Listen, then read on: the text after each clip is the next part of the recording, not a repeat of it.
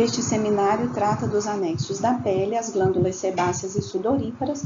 O grupo é composto por Adna, Agnes, Andressa, Dayana, eu, Flávia, Giovana, Jéssica, Letícia e Tamires, conduzidas pelo professor Adolfo e pela monitora Malena. Em relação ao que nós vamos apresentar, tratamos das glândulas da pele, sebáceas e sudoríparas, e dos tipos de glândulas exócrinas e endócrinas.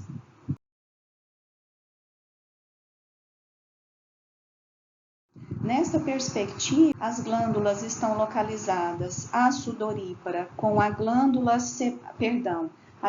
sebácea, aqui localizada junto ao folículo piloso na região da derme, e a glândula sudorípara na região da hipoderme e derme, com seus ductos tubulares, sendo que ambas, por ductos, lançam a sua secreção aqui na região da epiderme. Em relação à glândula sebácea, então, ela é uma evaginação no próprio folículo piloso.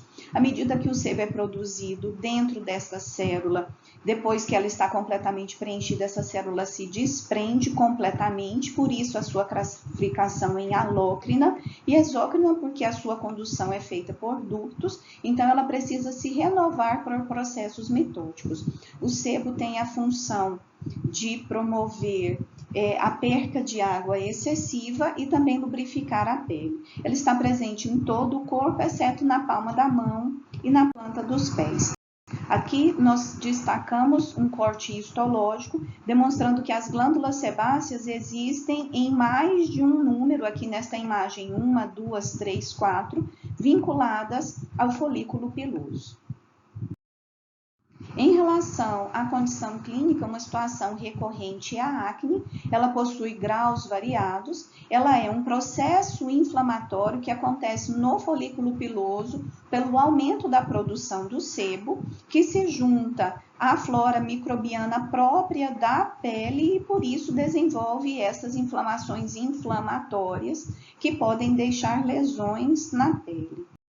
Em relação à glândula sudorípara, ela está profundamente localizada, tanto derme quanto hipoderme. Ela também é exócrina, porque elimina por ducto, porém no formato tubular, tanto simples quanto simples enovelado, como demonstrado na imagem. Ela possui uma subclassificação que será tratada a seguir, e o suor faz a regulação da temperatura do corpo e também elimina dejetos de nitrogênio. Está presente em todo o nosso corpo, abundante na palma da mão, na planta do pé, no peito, entre outras partes. No corte histológico, nós conseguimos demonstrar os elementos que constituem essa porção secretora. Aqui a presença do ducto, que facilita a eliminação do seu substrato. Clinicamente, a hiperidrose é um quadro vinculado às glândulas sudoríparas. Ela não é uma condição patológica, mas ela causa dificuldades à vida da pessoa, como o manuseio de papel, uma roupa manchada e até uma maior incidência de micose. Há uma condição genética vinculada ao quadro de hiperidrose e não necessariamente é um quadro psicológico. A classificação glandular é exócrina, como já demonstrado para a glândula sudorípara e para a glândula sebácea, ela elimina a sua produção em um ducto. Elas são classificadas em apócrinas, quando esse elemento leva junto o citoplasma, em merócrinas, quando não há dano do citoplasma, e em alócrina, quando se desprende toda a célula, como acontece na sebácea. E as endócrinas são classificadas por eliminar o seu conteúdo na corrente sanguínea, que são os hormônios.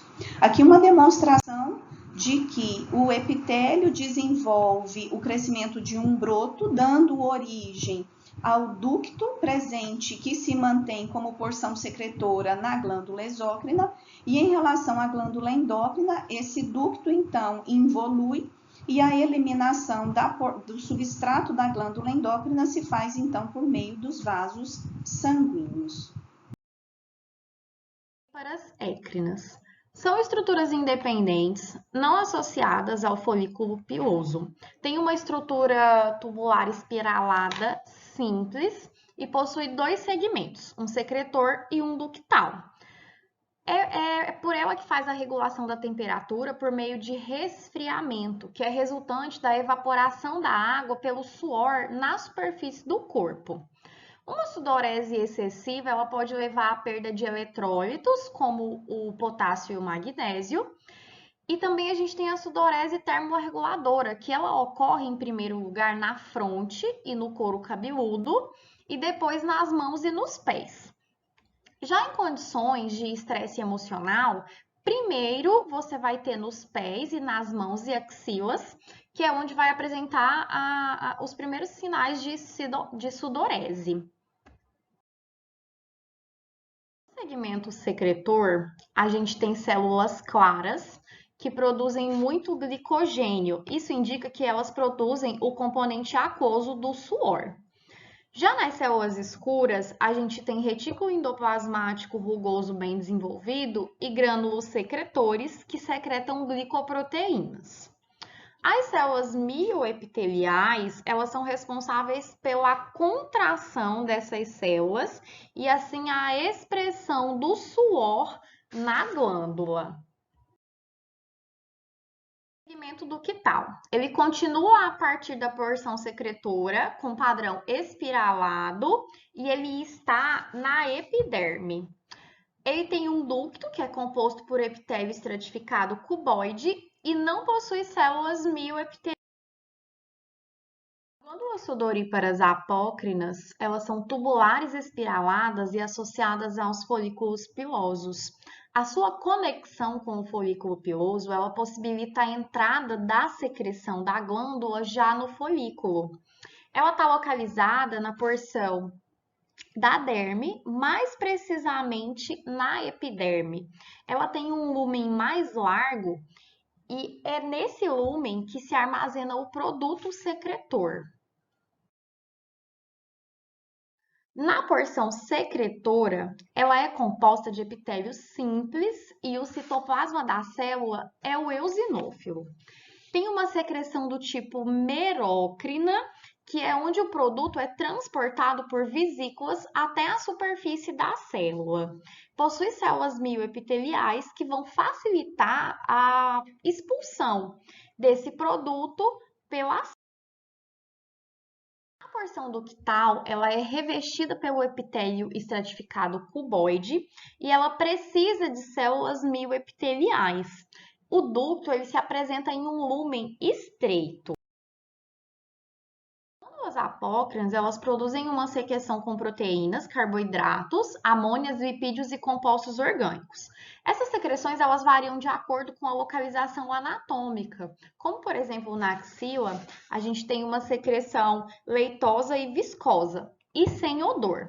É lá na superfície da célula, com a ação das bactérias, que o suor ele vai adquirir aquele odor em tipo acre. Elas vão se tornar funcionais, essas glândulas apócrinas, na puberdade, porque elas dependem de hormônios sexuais para serem ativadas. Em muitos mamíferos, glândulas semelhantes às glândulas apócrinas, elas secretam feromônios, que são sinais químicos que os animais utilizam, como por exemplo para marcar território. Acredita-se que essas glândulas apócrinas elas podem atuar em humanos como feromônios. Nos homens, a aldosterona e o androstenol são os responsáveis por isso, e em mulheres, as copulinas. As sudoríparas, tanto apócrinas quanto as écrinas, elas são inervadas pela porção simpática do sistema nervoso autônomo. As écrinas elas são estimuladas por transmissores colinérgicos e as apócrinas por transmissores adrenérgicos.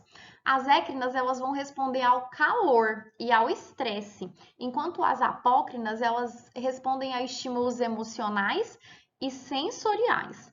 Dentro desses sensoriais, a gente não pode classificar o calor.